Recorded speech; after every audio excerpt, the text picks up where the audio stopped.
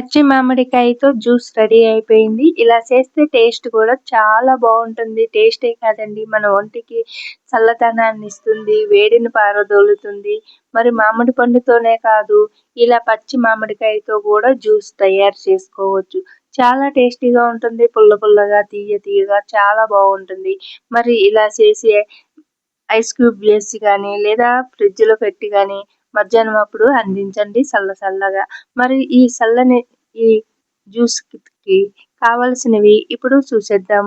ముందుగా ఒక మామిడికాయ, 3 టేబుల్ స్పూన్లు సబ్జా సీడ్స్, 1 కప్పు పంచదార, చిటికెడు జీలకర్ర పొడి, 1 స్పూన్ సాల్ట్. ఇవన్నీ ఇలా రెడీ చేసుకున్నాక ముందుగా మామిడికాయని కడిగి కుక్కర్ గిన్నెలో ఏసి తగినంత వాటర్ ఏసి మూత పెట్టి 3 విజిల్స్ వచ్చేటంత వరకు ఉంచేసేయాలి. 3 విజిల్స్ వచ్చిన తర్వాత స్టవ్ ఆపేసి ఆవిరిపోయిన తర్వాత కుక్కర్ మూత తీసి చూస్తే మామిడికాయ అనేది చూడండి పర్ఫెక్ట్‌గా ఉడికిపోయి ఇలాగా పగులుతుంది.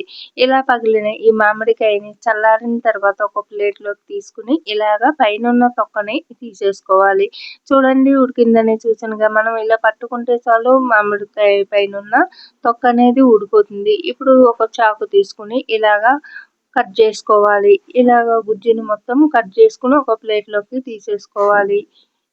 ఇలాగ వచ్చిన ఈ మామిడికాయ గుజ్జుని మనము ఒక మిక్సీ గిన్నె తీసుకొని దాంట్లోనేసుకొని పంచదారనేసుకొని తగినంత పంచదారనేసుకొని ఇప్పుడు మనము తగినంత వాటర్ ఏసి మూత పెట్టి మిక్సీ పట్టేసుకుందాము.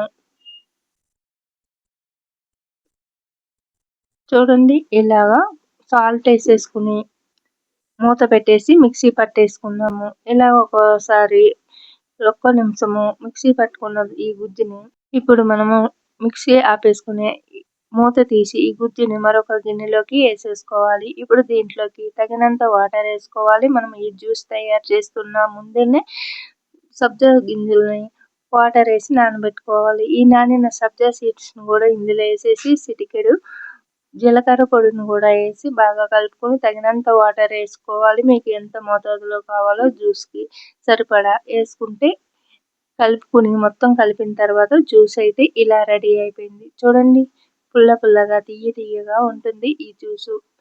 ఒంట్లో ఉన్న వేడిని పారదోలే మంచి చల్లదనాన్ని ఇస్తుంది. మరి ఎంతో టేస్టీగా ఉండే ఈ కచ్చా మామిడికాయ జ్యూస్‌ని మీరు కూడా ఒకసారి ట్రై చేయండి. మీరైతే ఏ విధంగా చేస్తారనేది కూడా కామెంట్ బాక్స్‌లో కామెంట్ చేయండి. వీడియో నచ్చితే లైక్ చేసి, షేర్ చేసి మన ఛానల్‌ని సబ్స్క్రైబ్ చేయండి.